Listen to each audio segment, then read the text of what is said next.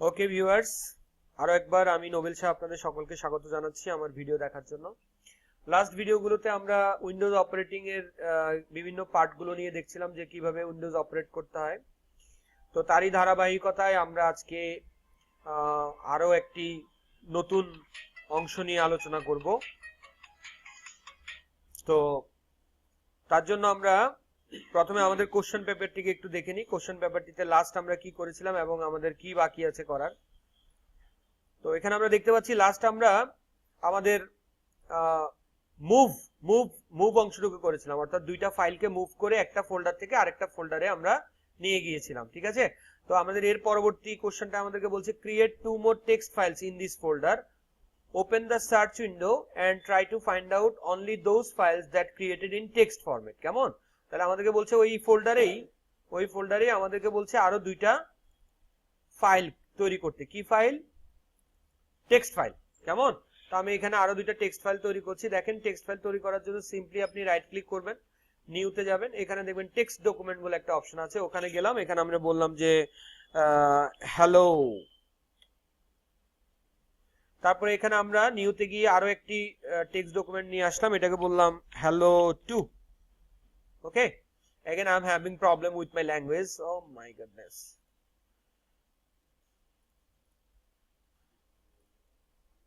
ওকে, hello too. ঠিক আছে, আচ্ছা এখন আমাকে বলছে যে সার্চ অপশন ব্যবহার করে শুধুমাত্র টেক্সট ফাইলগুলো খুঁজে বের করার জন্য। ফর এক্সাম্পল আমি এখানে রিচ টেক্সট ফরম্যাট তৈরি করছি একটি .rtf নামে, নাম দিলাম মাইডক। সো এই মাইডক ফাইলটি হচ্ছে কি রিচ টেক্সট ফরম্যাটে তৈরি করা, যেটা .rtf এক্সটেনশন। আর আমাদের এখানে আর বাকি যেগুলো আছে সবগুলো কি টেক্সট।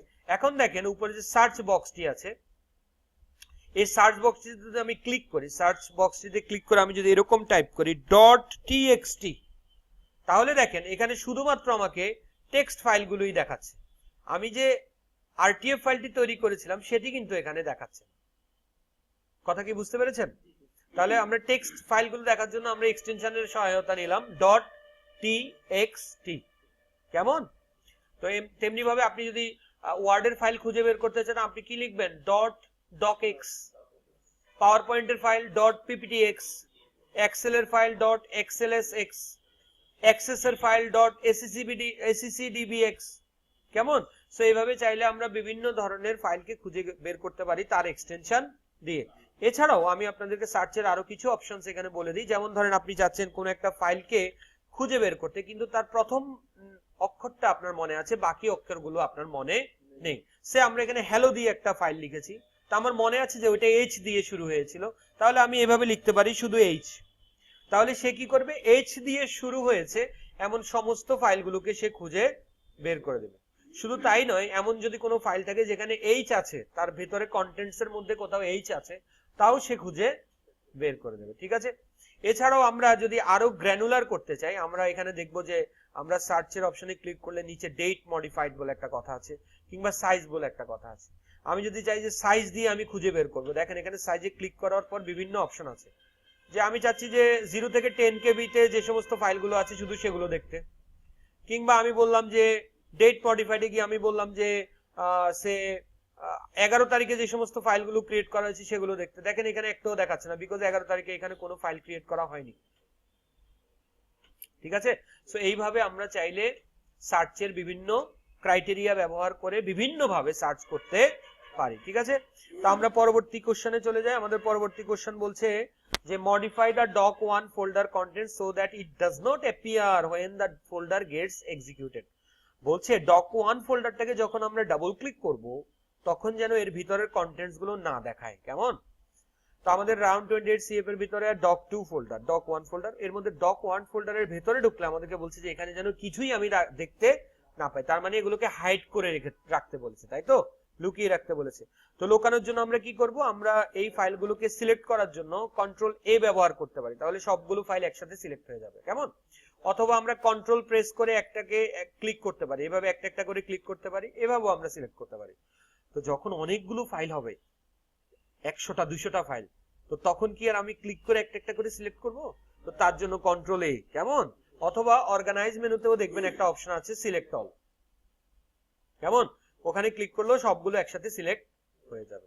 এন্ড দেন আমরা রাইট ক্লিক করে প্রপার্টিসে যেতে পারি, এবং প্রপার্টিসে গিয়ে আমি বললাম কি হিডেন, যেহেতু আমি হাইড করতে চাচ্ছি, অ্যাপ্লাই এন্ড দেন ওকে।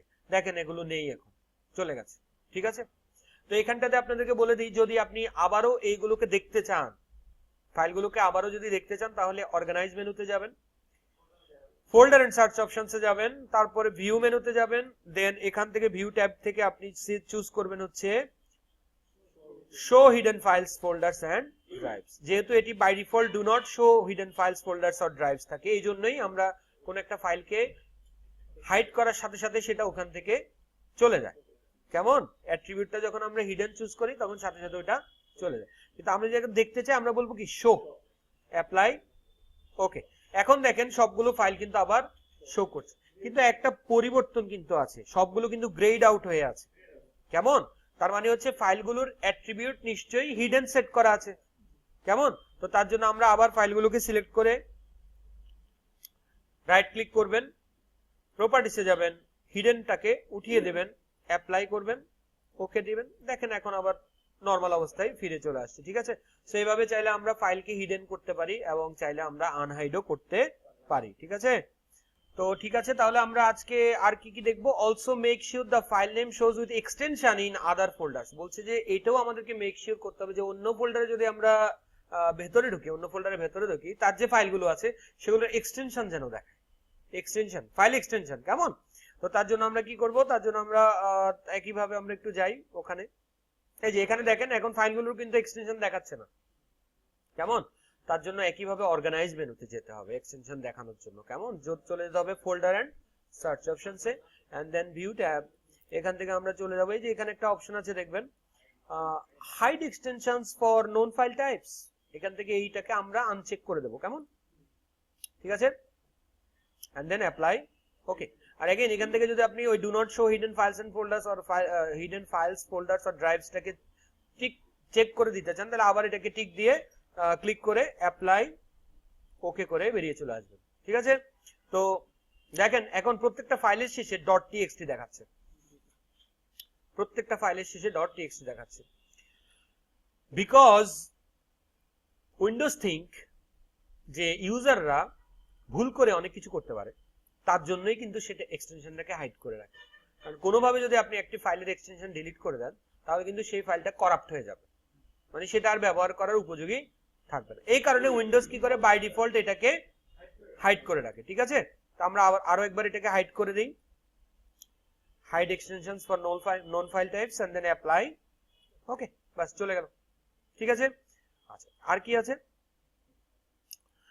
বলেছে create a .rtf file folder creation inside folder 2, folder 2 এর ভিতরে একটা ফাইল তৈরি করতে বলেছে যেটার নাম হবে ফোল্ডার ক্রিয়েশন, এবং সেটা rtf ফরম্যাটে, কেমন। তাহলে আমরা ফোল্ডার 2 এর ভিতরে ঢুকছি, ফোল্ডার 2 এর ভিতরে, ফোল্ডার 2 মানে হচ্ছে কোনটা, কোথায় আছে ফোল্ডার 2,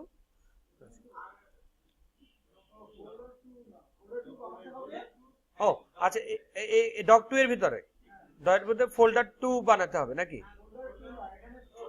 ফোল্ডার ক্রিয়েশন নামে rtf ফাইল তৈরি করতে হবে। আচ্ছা, তো আমরা doc2 এর ভিতরে আসলাম, এখানে আমরা রাইট ক্লিক করে নিউতে গিয়ে বললাম রিচ টেক্সট ফরম্যাট, যেহেতু rtf এর কথা বলেছে, এবং নামটি হবে কি ফোল্ডার ক্রিয়েশন,